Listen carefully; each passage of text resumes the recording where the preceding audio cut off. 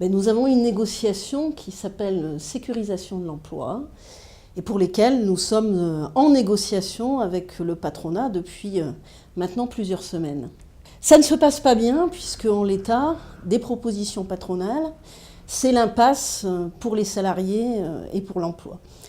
On a une situation économique et sociale que l'on connaît, 4 200 000 chômeurs, le nombre de CDD augmente dans notre pays, il y a 1 salarié sur 6 qui travaille à temps partiel, et la seule réponse proposée par le patronat, c'est d'augmenter la flexibilité et de faciliter les licenciements.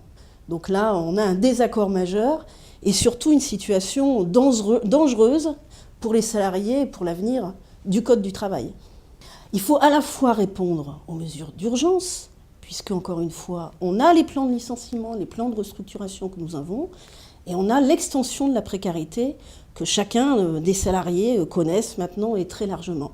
Donc il y a des réponses d'urgence à apporter. Un exemple, les ruptures conventionnelles. On sait, depuis que ce dispositif a été mis en place en 2008, qu'il y a aujourd'hui plus d'1 million de salariés qui ont subi cette forme de rupture dont on sait qu'elle donne beaucoup de largesse au patronat.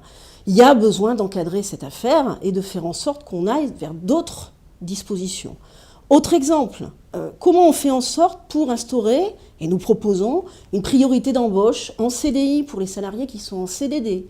Comment on donne la possibilité aux représentants des salariés dans les entreprises d'intervenir en cas d'utilisation abusive, par exemple, de contrats courts, pour faire en sorte de requalifier les contrats et les transformer en contrats pérennes. Voilà un certain nombre de choses qui sont urgentes à mettre en œuvre. Et après, il y a l'objectif d'une négociation interprofessionnelle qui s'appelle sécurisation de l'emploi. On sait quelle est la situation des salariés à l'heure actuelle. Beaucoup de mobilité subie, et le MEDEF veut organiser la mobilité subie. Nous voulons organiser une mobilité qui soit choisie par les salariés, qui leur permette de construire leur itinéraire professionnel, de progresser dans leur emploi, dans leur salaire, dans leur carrière.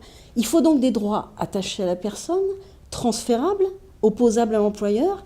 Ça nécessite des droits individuels et dans un cadre collectif. Et donc là-dessus, nous avons un certain nombre de propositions que nous mettons en avant. Certaines organisations en ont aussi, mais on voit bien que sur cet aspect, il y a un nœud très structurant avec le patronat qui ne conçoit pas de construire de réelles garanties collectives et de les reconstruire par rapport à ça et par rapport aux attentes des salariés. Donc voilà, un des enjeux majeurs, c'est à la fois de répondre à ces situations d'urgence, c'est vrai sur le volet de la précarité, c'est vrai sur le volet des licenciements économiques, où nous proposons, entre autres, d'instaurer un droit suspensif sur les licenciements et sur les plans de restructuration. Voilà un certain nombre de mesures qu'il y a besoin de mettre en avant. Et il y a besoin aussi de mesures qui permettent de construire un véritable développement humain durable dans notre pays, à travers cette valorisation de l'emploi et de l'emploi pérenne, à travers aussi la capacité de travailler réellement sur l'anticipation des mutations économiques. On sait à l'heure actuelle que, par exemple, quand on prend la gestion prévisionnelle des emplois et des compétences, elle est trop souvent dévoyée dans notre pays et utilisée pour faire en sorte, quelque part, d'avoir des plans de suppression d'emplois étalés dans le temps. Mais il faut changer ça et considérer que les employeurs doivent donner des éléments à disposition des représentants de salariés, que ce soit en termes d'information, mais aussi de capacité d'intervention, pour qu'ils aient un vrai droit à l'anticipation des activités économiques. Il manque cette intervention des salariés et on voit que ça va être très important aujourd'hui, demain, à courte et moyenne échéance, puisque nous sommes avec une négociation interprofessionnelle et devrait suivre un projet de loi, puisque le gouvernement a annoncé qu'il légiférerait et qu'il prendrait, entre guillemets, ses responsabilités sur cette négociation.